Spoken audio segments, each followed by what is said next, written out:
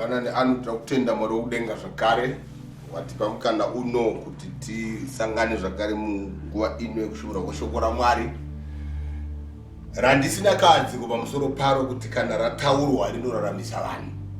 Zvikuru sei, my belief is as you enter into this service you will never come out of this service the same you came in, because I know through the preaching of the word of God your life will be touched, your life will be changed, because we are preaching the word which within it is life. Remember, it is a two-edged sword which cuts asunder through bone and marrow, discerning the spirit and also your soul. Ndiri kuti rangarira kuti shoko raMwari ibenyu rinocheka mativi ese richibaya panoparadzana nyama nomweya richitonga mupfungo nendangariro. Kana richishumirwa kutenda kwangu kunoti ndichirishumira situation yawakatarisana nayo, chinamato chako level yacho, kushumira kwako Mwari ndinotenda kuti as I share the word of God you are taken from another level to another level, because the word of God uplifts, rinosumudzira izwi raMwari. Mangwanani ano nokufarirai musi zvandareva tangira Hillside Unlimited Grace Center members, all over AFM members in the country and beyond, and many other children of God who are in the whole universe. Shoko raMwari harina mugano, mumwe nomumwe anorinzwa rinomuitira zvakanaka, uyezve ndinotenda kuti zvatiri kurishumira mangwanani ano, chawakatarisana nacho, mungava mukunamata kwako, whatever you are going through, irori izwi raMwari rinokusumudzira uyezve rinokupa tariro. Ndiri kuda kutaura ndiri kuna 2 Timothy chapter 3 verse ya 20 ya 12 inoti iyo, zvino navose vanoda kunamata Mwari muna Kristu Jesu vachatambudzwa. Zvino navose vanoda kunamata Mwari muna Kristu Jesu vachatambudzwa. Those who want to live a godly life in Christ Jesus, they shall suffer persecution. Indova ndati musoro weshoko raMwari, godly life has a price to pay. Yandi kufamba nayo. Panapa murume akanyora shoko iri ndinoziva vazhinji venyu munomuziva, ainzi Sauro weTarso asati onamata, but akanga ari masikati makuru murume uyu achienda kuDhamasiko kunouraya nokusunga vanonamata Jesu. Ndo paanoti ndakarohwa nechiedza chinokunda kupenya kwezuva, ndikawira pasi ndikanzwa izwi. Pano pandiri kuverenga apa ari kunyorera mukomana mushumiri mudiki ainzi Timothy, wamainzwa achiti Timothy mwanakomana wangu wandakabereka nekuda kweevhangeri. Anoti iye kuna Timothy, zvino navose vachada kunamata Mwari wandoparidzawo, kwete kungonamata nje. Bhaibheri panonyatsonzwira zvakanaka rati vanoda kunamata Mwari muna Kristu Jesu, kureva kuti there is a qualifying statement, kune kunamata, but Paulo akuti vanoda kunamata Mwari muna. Those who want also to live a godly life in Christ Jesus. That means if you decide to live for God, to live a godly life, if you decide to say I want to serve Christ, kutambuza ikoko ndoda kunamata Mwari muna Kristu Jesu. Zora kuti you are already a set aside person. You are set apart. Mando. Ndiko zvakanaka mangwanani ano. Ndonga ndakupinda mushoko ndira kuparidza kuti kudi baba. Ndiri kutaura kuti mando yekunamata Mwari. Pane mhando kuti ibata. Yekuti kudi baba. You want to live a godly life. You also want to serve God through Christ.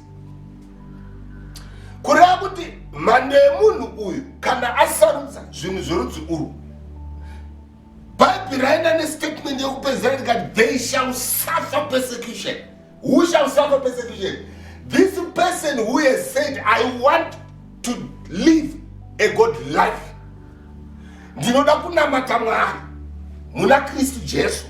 Kureva ndinoda kunamata Mwari muzvokwadi yekunamata. Nekuti kunamata iko kana ndakakutarisa inini ndichiverenga apa. Kunoratidza kuti kune vanhu vanonamata Mwari nemhando dzakawanda wanda. Ivava havakwalifai kuti persecution ndauro naPauro. Havana problem nezvingavakanganise. But iwewe unoti ndoda kuraramira Mwari. Ndatumwa mangwanani ano ndimboshumira nguva pfupi ndichiti. There is an underlying statement pani inoti those who want to live a godly life. Yakunovhara inoti they shall suffer persecution. Kureva kuti kana wada kuraramira Mwari kune zvinhu zvinouya kuzorwa newe. Saka baba mukuti kudi ndototereka kunamata Mwari wacho nemhando iyoyo. That I may not suffer that kind of fate. That is not my gospel. Vangeri yangu payakamira ndepekuti qualification mwanangu yekuti kana zvakutouya zvinoya kuzorwa newe iwe woziva kuti aiwa ndiri chiedza chiri kupenya mukati merima. Baba havasi kuti ngachidzime, aiwa ndiri kutoti ngachinyanye kubaka. Nekuti kana ma-persecutions kana zvinotambudza kana zvinorwisana newe zvakusumuka kuzorwa newe, iwe pawafara. Pauro unotaura unoti farai munashe ndinopamidza zvefarai. Pamwe pacho anotaura zvakare achiti nematambudziko iwaya atinopindana nawo hatina kugamuchira Kristu Jesu nekuda kwokungofara bedzi, asi takagamuchira zvakare nekutambudzikawo naye. Kureva kuti kana tichitopinda nemazviri haupinde uchichema-chema, haupinde uchitaurira, unopinda nemufaro. Unotaurwa neshoko raMwari kuti the joy of the Lord is my strength. Paunenge uchipinda nezvinenge zvichirwa newe, iwe iti Mwari makatondipa nyasha dzinoringana. I talking to someone this morning. Ndati Jehovha wakatokupa zvinoringana. Zvokuti ipapa pandiri kutaura kutambudzika ngakurengwa kuti unotodemba. Aiwa, ngakutouya nokuti unoda kuraramira Mwari. Peter otaura kuti kana muchitambudzika nokuti muri maKristu farai. Anoti kana muchitambudzika nokuda kweukristu nekuda kwokururama, anoti munofanira kuti mufaro bedzi. Kureva kuti kana taakutaura kunamata Mwari, when we go through challenges, 2 Thessalonians chapter 3 verse 3, inobva yataura yotiyo kurega kuva neanomanikidzwa kana anotambudzika nematambo anovhundutswa nematambudziko aya, asi zivai kuti makagadzirirwa izvozvo. Ndakamboipadza rimwe gore iyoyo, ndinoimba kuti munoiziva muchiri kuyeuka. Rega kuvhundutswa nezvinouya kuzorwa newe, nekuti you are already made, you are already purpose made. Zvoreva kuti panona kana takatarisaka ndichafamba ndichinamata Mwari. Baba muri kureva kuti kudi baba, you want to serve God, you want to live a godly life. When you want to live for God and you want to conduct a godly life, let me promise you, persecution is waiting for you at the doorstep. Persecutions come in many forms. Zvinoda kurwa nokuziva kwako Mwari. It's a persecution again on its own. Nekuti kana wakunamata Mwari, it is the knowledge which the devil fights against. Unongashoko raMwari akutaura navaKorinde wekutanga wechipiri chapter 10. Inotaura inoti iyo hatirwe nenyama neropa, asi nemweya yakaipa yerima, nemasimba ari muchadenga. Hatirwe nenyama neropa. Ndizika uye zvinobva yati iyo map kana kune zvinomuka kuzorwa nekuziva kwedu Mwari kuda kuti kana wakunamata Mwari kunotomuka zvinotouya mauya neshoko rei baba nhasi ndaya neshoko rokuti handidi munhu anovhunduka handidi mbwende. Ndinoda varume navakadzi vanoti takasarudza kunamata Mwari muna Kristu Jesu, asi tatoudzwa nechikare kuti kune zvichamuka. Ndatotumwa mangwanana handingazivi zvauri kupindana nazvo, anouya nazvo haana mhaka, but kuuya kwazvo kuzorwa nezvakaitwa naMwari muupenyu hwako. Uye zvinorwa noumwari nekurwa nokunamata kwako Mwari, rega kuvhunduka pamusoro pazvo. Mwari akaponesa, akakushongedzera izvozvo, uye zvounokunda. Ndati unokunda rwetatu ndinodzongorodza unokunda, nekuti zvaunotarisana nazvo hazvitarisane newe. Greater is he that is in us. Paulo bhataro, no longer I live it, but Christ lives in me. Kuda kuti kana tichara maproblems kana tichara zvinotarisana newe hazvisi kutarisana newe panyama, zviri kurwa neakasikwa naMwari ari mukati mako. Wandinotenda kuti chakatangwa naMwari hachife. Bhaibheri rinoti chakaberekwa naMwari chinokunda nyika. Oh my. Can I talk to you once again this morning? Mwari wokudenga ngaakupe nyasha. Ndinofara nechinhu ichi mukati muupenyu hwako, kuti Mwari kana atanga zvaakatanga muupenyu hwako, Mwari kana akabata zvaakabata muupenyu hwako, ndinokupromisa ndakamira panapa, zvatangwa naMwari hazvife. Be encouraged. Ndati be encouraged. Nokuti zvatangwa naMwari, Mwari wedu kana atongotanga zvaatotanga, kana ari atozvitanga hazviparari. Zviri papiko baba? It's one other incident. Jesus finished preaching. He tells his disciples, let us enter into the boat. Let us go to the other side. But if you read the word of God, while they were on their way to the other side, winds, there was a lot of adversity from the storms within the sea. But if you read the word of God, Jesus had said, let us go to the other side. When he says it, it must come to pass. Yes, there is some storms in the way to the other side. May I tell you this morning once again, yes, there are some storms in life, but one thing I know, when he has said it, he doesn't tender an apology again. What he says goes. Because he said to his disciples, let us cross to the other side. The point I want to make at this juncture is, whatever God has set foot on, whatever God has said upon my life, it will come to pass. And it is when he says it. Ndio unosangana na matambudziko andiri kutaura. Asi Mwari wangu kana akatopinda muupenyu hwako, God does not visit someone, he resides within your life. Mwari wedu kana apinda mauri haakushanyira, hasi munhu anoshanya achimboenda. Ndati Mwari akapinda mauri, he is there to stay. Zvino baba muri kuti waita umwari hwako, kushumira kwako Mwari, kuda kwako Mwari, kuzvipira kwako kuna Mwari attracts this persecution. But one thing I know, no persecution shall go beyond or shall be overpowering you. No. Zvinoitika betsi kune vakatenda vakada kunamata Mwari, asi pazvinoitika, be assured, be encouraged kuti zviri kuitika izvi I'm going through. Murume akanyora panapa ndakachiverenga mabasa avapostori chapter 20 apa aitaura achiti, vandikandirira kuti muzive mafambiro andakafamba nawo pakati penyu. Handina kutora chinhu chomunhu ini, asi vamwe ndakatowachengeta ndikavaitira zvakanaka. Uyezve chinhu chandakaziva ndechekuti Mwari wandakakuparidzirai uyu ndiye wandiri kukuzivisa kuti ndakuenda kwandakuenda hamuchaona chiso changu zvakare. NdiPauro ari kutaura iye. Ipapo muprofita akabva ataura akati, kwauri kuenda ikoko uri kunorohwa ikoko kwauri kuenda. Iye anobva ataura kuti I'm not prepared only to be beaten, I'm not prepared for that, but I am prepared even to die for this cause.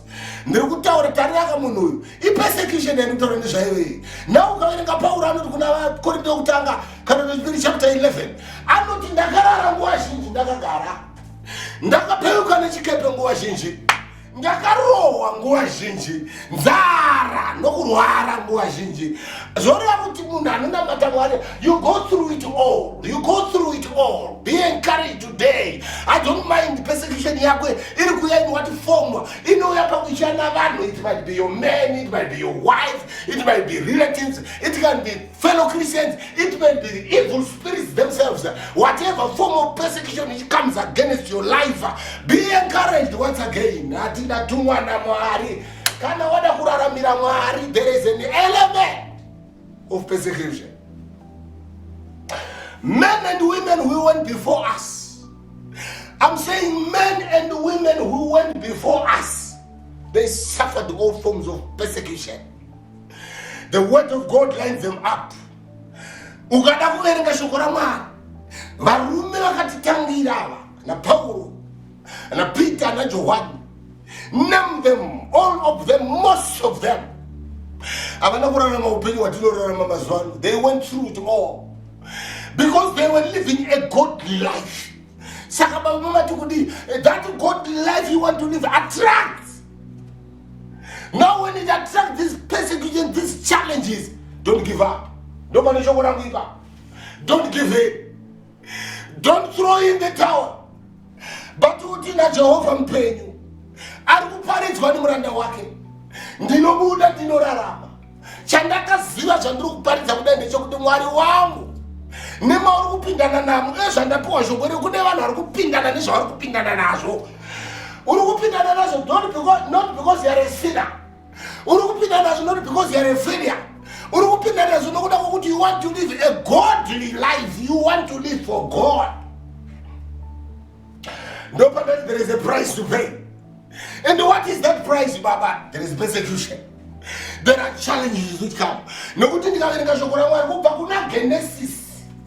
Ndakamboitaura nyaya iyi one of the times, if I'm not mistaken. Kubva kuna Genesis kuona zvakazarwa. Ukaverenga those who lived for God, those who served God, those who stood for the truth of God. Iva vanhu ukaverenga izwi raMwari, they suffered. Hakuna mumwe wakamboita zva. Ndopanewe kuna Abel na Cain. Old Testament here. Abel chose to live for God. Abel chose to serve God sacrificially. If you read the word of God, his own brother killed him. His own brother killed him. Why? He served God sacrificially. Akatanga kushumira Mwari wake nemoyo. Paunotsvaga Mwari nemoyo. Paunoshumira Mwari nemoyo. Paunomira kuna Mwari nemoyo. Paunopa kuna Mwari nemoyo. Paunomuraramira Mwari. Kune zvinosimuka zvandatumwa naMwari kuzokuparidzira mangwanani ano. Zvandinotenda kuti Jehovha Mwari paari kuburitsa shoko kune mumwe munhu angakuora mwoyo. Angakuti chingwa chirikuitika, but there is nothing new upon your life. Let me tell you this word, this truth. That hapana chicha chirikuitika pauri. Uri munzira kwayo. Let me put it clear again here. Ukaitawo zvinhu zvisina umwari, you can also suffer. There is a difference here. Kune munhu ari kuraramira Mwari nemunhu anoenda kunozvipara. Ndinoziva sei ndazvipara baba. When usina kuzvipara uchiraramira Mwari, when these things befall you, there is an element of encouragement within yourself. You are not discouraged. Kureva kuti uri munzira yaMwari. Unohwa kuti handina mhosva naMwari, handina mhaka, handina chinhu nababa wangu mpaka chenapa. Now there is an encouragement within your life. Unotohwa kuti aiwa nandiri kupfuurira mberi. Iyo encouragement iyo uri kuteedzera nekuva not discouraged izvo zvotokuonesa kuti uri mugwara raMwari. Nekuti kune zvimwe zvamunopara nekusanzwa. Zvakareva kuna Hebheru zvikanzi mwana wopombwa haatsiurwe, araramire Mwari. Unogona kupinda nezvinhu zvaunopara iwewe. Munoziva kana wazvipara unotoziva kuti ndiri kupara zvini. Ndini ndaasiriye munhu wandiri kutaura nezvakapa. Ndiri kutaura munhu anoraramira Mwari, munhu akazvipira kuna ndio wandiri kutaura. Ari kunzi panapa those who want to live a godly life. It's a specific group of people. It's a set apart side of people. kind of people. Yandiri kutenda kuti mangwanani anu iwewe pachako wherever you are. Ndatumwa neshoko raMwari mangwanani anu rokuti kudi baba pane zvichamuka. Ndakupa mufananidzo ndakupa. Ndabva newo pana Abel. Chikonzero ndakupa Abel akada kunamata Mwari nemazvo. Dr. Joseph kungoruta zvake hope. Nekuti chandinotenga ndoti kana wangu wamuna Mwari, God gives you his dreams. Achingomuka achivaudza kudai Joseph akapinda nyatwa. Kwete nevatorwa asina hama dzake. Namokutaura ndikati persecution comes with all forms. It can come from anyone against your life. It can come in the form through people, it can come through whatever. But persecution is persecution.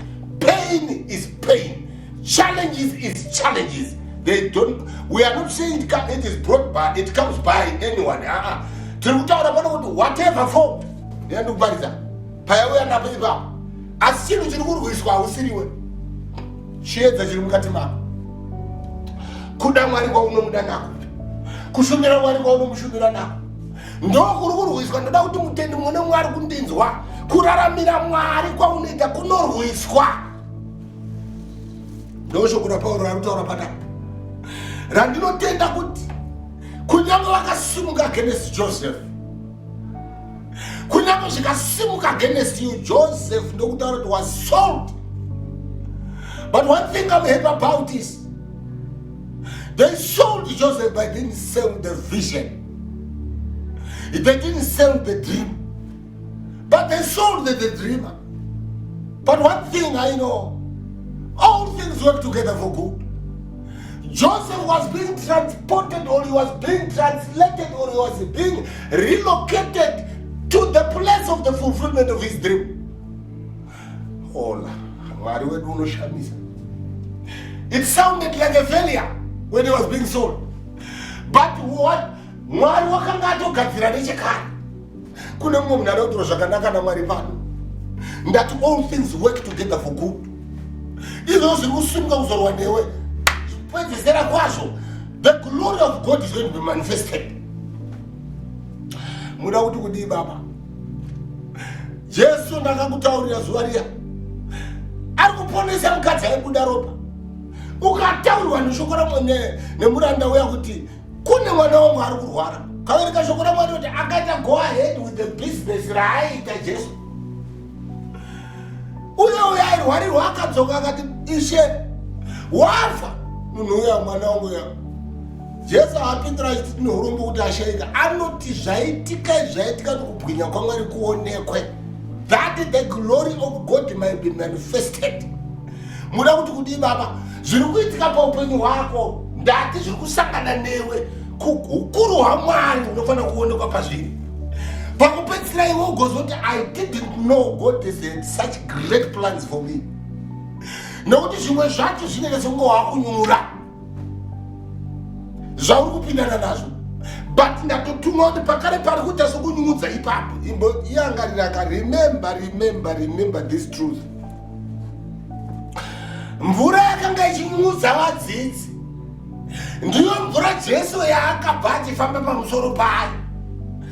Ukiri kunyungudza vadzidzi. But the same waters Jesus is walking upon on the same waters. The same waters sinking the boat. The same waters Jesus is walking upon them. Muda kuti kudii baba? Zvacho zvinoita sezviri kukunyungudza Mwari wangu hauya akanyungura. Anouya ari pamusoro pazvo. Uyezve panoda kuti kubwinya kwaMwari neukuru hwake zvakare zvakatarisana newe pakupedzisira zvive a testimony. Pane chapupu chiri panyaya yako ndoshoko randatumwa naMwari nhasi kuti kuziisa kuti you have a testimony to say, to proclaim, to declare. Kuti baba paridza izvozvo ndauya kuti ndikushumira kuti be encouraged with whatever you are going through, whatever persecution that be. But ipapo pane kubwinya kwaMwari, pane ukuru hwaMwari. Paulo anotaura kuti kurarama ndishe kubva ipfuma. Kureva kuti kana uchiri kutomborarama Ishe uri kuda zvake. Kana uchienda it is not a loss, but it's a gain, according to the word of God. To die is gain. So watu wakashigadzira ndio watu wa Paulo achitaura pandatora chapter 20 yamabasa yamuti muprofita yamuudza kuti iko uri kunorohwa uri kuenda uri kunosungwa uri kuenda anotaura ndauchigadzira izvi I'm prepared even to die. Kwaona munhu ati ndakazvisarudzira kufa. It's a total decision. It's a total decision. Vakaya kuna Mwari vana vaMwari ngandimutaurire. God does not love half-hearted people. God does not love double-minded people, tossed left and right. For the word of God says a double-minded people, a person must not expect anything from God. Murumanonze Moses munonzwa sho Elijah, sorry, anonze Elijah akambotaura neimba yaIsraeri anoti mucharapa mune mifungo miviri kusvika rini? Kana Jehovha vari Mwari ngavanamata, kana Bhaari ari Mwari ngaanamata. Kureva kuti aida kuti munhu mira nezvawatenda. Ndinofara kuti pagomo ipapo havana kuburuka vachibvunza kuti Bhaari kana kuti Mwari, Bhaari kana kuti Mwari.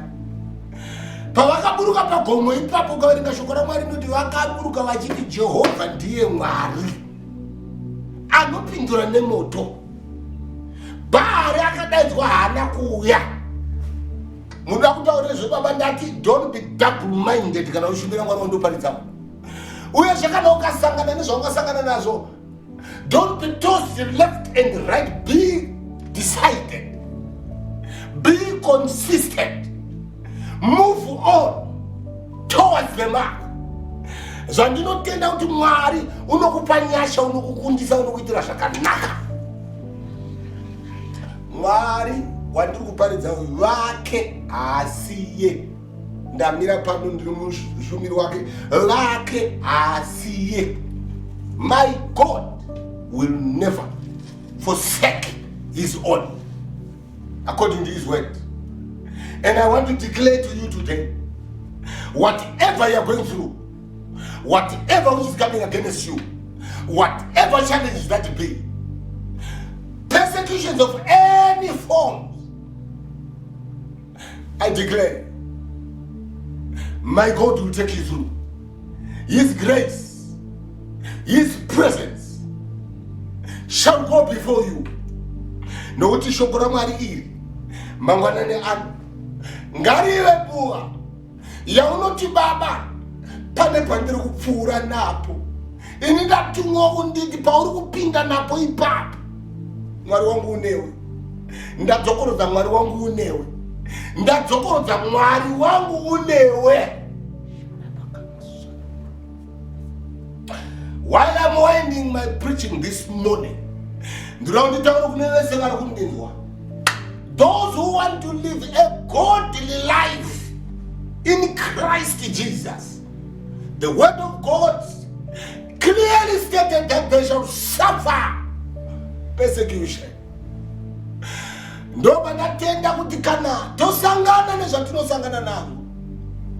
want to find you singing Makatendeka Jesu mazuva na mazuva wakatarisana zvawakatarisana nazvo ndinoziva kuti Mwari makatendeka mazuva na mazuva. Sing that song, declare the faithfulness of God.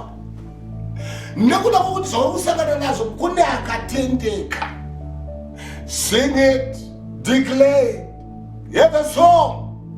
Kana zvasimuka imba rumbo kuna Jehovha, ndatikoromora rumbo kuna Mwari kudenga. Taura ukuru wake, nekuti Mwari wedu haasiye vanhu vake. Tinopindana nemazviri. Ena andikuparidzira vhangeri kuti kana wakunamata zvinhu zvese muchechetere mvura yegoyi.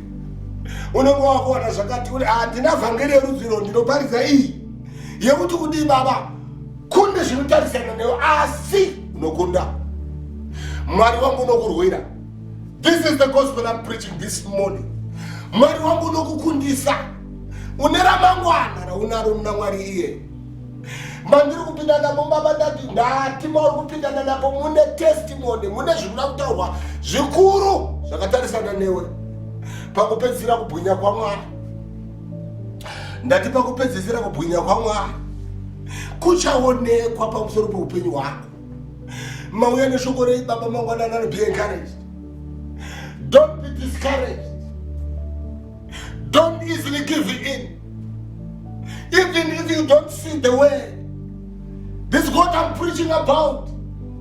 He can make a way in the desert.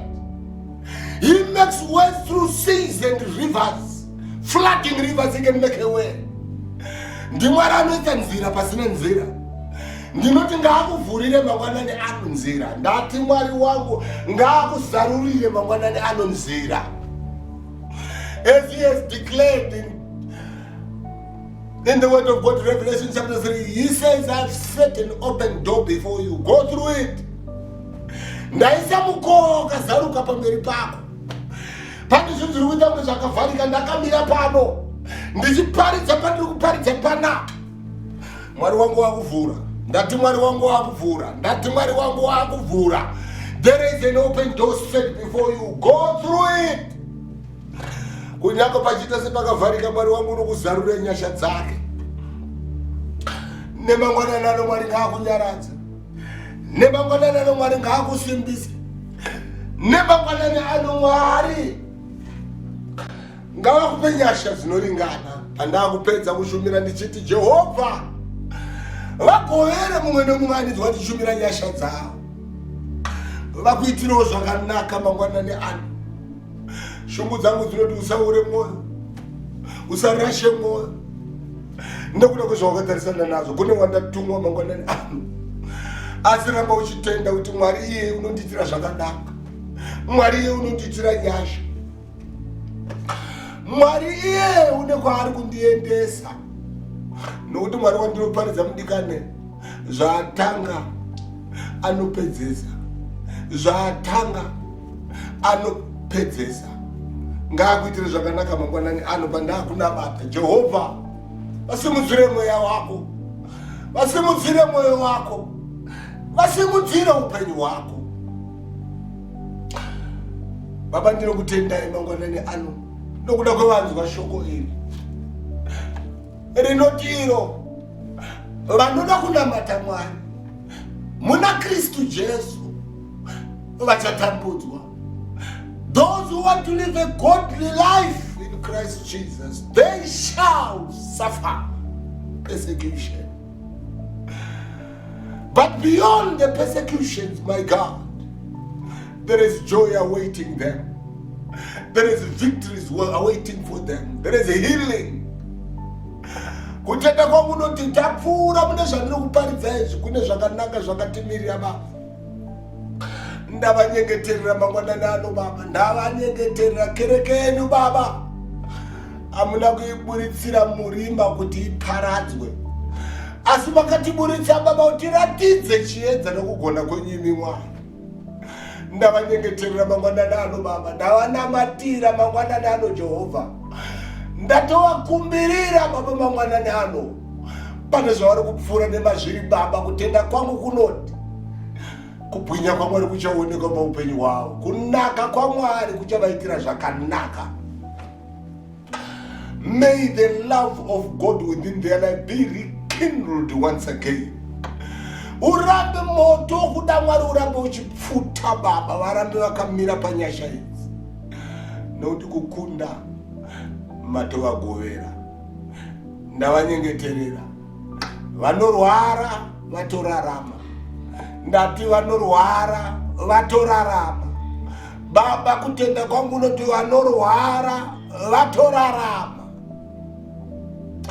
Vane situation imwe nemwe yakatarisana nayo Baba, wherever she is, wherever he is. Ndiri kutotenda kuti situation is bowing down even now as I am praying. Pauri ipapo Mwari wangu uri kukusimudza. Pauri ipapo Mwari wangu ari kuitira zvakanaka. Watorangarirwa. Watorangarirwa. Ndiri kutenda kuti watorangarirwa panguva ino. Baba, ndatenda nokuti munoitira vanhu venyasha. Ndanamata Baba nokutenda mu zita la Yesu.